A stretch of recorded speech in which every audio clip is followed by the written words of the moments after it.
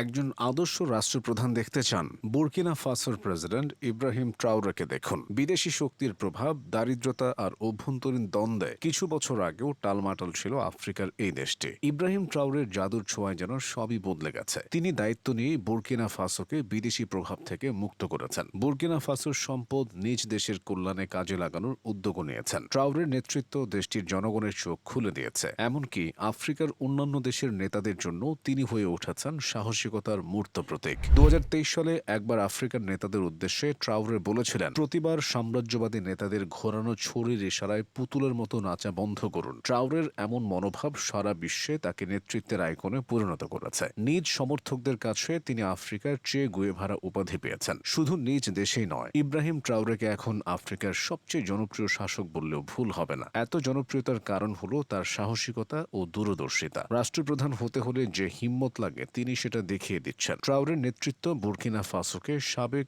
ঔপনিবেশিক শক্তি ফ্রান্স থেকে দূরে সরিয়ে রাশিয়ার সঙ্গে জোটবদ্ধ করেছে। রাশিয়ার সাথে সম্পর্ক উন্নয়ন করায় বুর্কিনা ফাসোর অর্থনীতিও শক্তিশালী হয়েছে। বিশ্ব ব্যাংকের হিসেবে বুর্কিনা ফাসোতে 2023-এর তুলনায় 2024-এ চরম দারিদ্র্য প্রায় 2% কমেছে। এছাড়া আন্তর্জাতিক মুদ্রা তহবিলের তথ্য অনুযায়ী ঘরোয়া রাজস্ব আদায়, শিক্ষায় ব্যয় বৃদ্ধি এবং স্বাস্থ্য ও নিরাপত্তা খাতে উন্নয়নের ক্ষেত্রেও ট্রাওরের সরকার উল্লেখযোগ্য অগ্রগতি করেছে। এত কিছু করতে তিনি খুব বেশি সময় নেননি। 2022 সালে এক সেনা অভ্যুত্থানে ইব্রাহিম ট্রাওরে বুর্কিনা ফাসোর ক্ষমতা গ্রহণ করেন। এরপরে তিনি রাষ্ট্র সংস্কারের ব্যাপক উদ্যোগ গ্রহণ করেন। ইব্রাহিম ট্রাওরে 1988 সালে বুর্কিনা ফাসোর মাউহুন প্রদেশের বন্দকুইয়ে জন্মগ্রহণ করেন। বন্দকুইতে প্রাথমিক শিক্ষা লাভের পর তিনি বোবো ডিউলাসের একটি উচ্চ বিদ্যালয়ে ভর্তি হন। স্কুল জীবনে ট্রাওরে খুবই শান্ত মেধাবী হিসেবে পরিচিতি পেয়েছিলেন। পরবর্তীতে 2006 সালে উচ্চশিক্ষার জন্য তিনি ওয়াগাডুগু বিশ্ববিদ্যালয়ে ভর্তি হন। সেখানে তিনি মুসলিম ছাত্রদের সমিতির অংশ ছিলেন। মেধাবী এই মানুষটি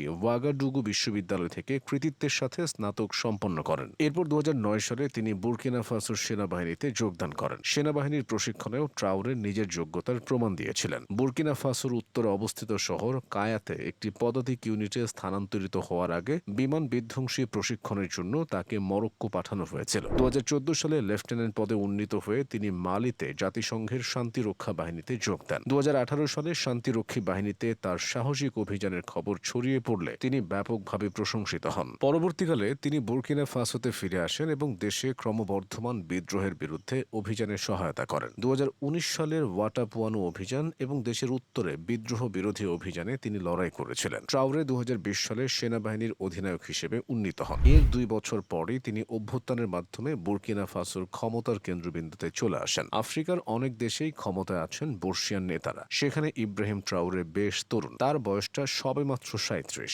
আফ্রিকান অনেক নেতাই বহু বছর ধরে নির্বাচন কারচুপি করে ক্ষমতা আঁকড়ে রয়েছেন, তাই তাদের জনপ্রিয়তাও তলানিতে। এখানে ইব্রাহিম ট্রাওরে বেশ সুকৌশলী। সোশ্যাল মিডিয়া ক্যাম্পেইন এবং বাকপটুতা তাকে সারা বিশ্বে বেশ জনপ্রিয় করে তুলেছে। দল মত নির্বিশেষে সকল নাগরিকদের মধ্যে এই জনপ্রিয়তা ছড়িয়ে পড়েছে। তবে সমালোচনাকারী বিরোধীদের বিরুদ্ধে শক্ত অবস্থান নেওয়ায় তার কিছু সমালোচনাও আছে, কিন্তু এসব সমালোচনা ইব্রাহিম ট্রাওরের জনপ্রিয়তায় ভাটা ফেলতে পারেনি। বুর্কিনা ফাসোর জনসংখ্যার বর্তমান গড় বয়স 17.7, তুলনামূলক কম বয়স্ক হওয়ায় ট্রাওরে তরুণদের বুঝতে পারেন। এছাড়া তিনি অতীতের উদাহরণ ব্যবহার করে নিজেকে থমাস সাঙ্কারের উত্তরসূরি হিসেবে প্রতিষ্ঠিত করছেন। আর সেনা শাসক হলেও ট্রাওরের আছে রাজনৈতিক কৌশল। সেই কৌশলই তাকে বিশ্বজুড়ে পরিচিতি ও জনপ্রিয়তা এনে দিয়েছে।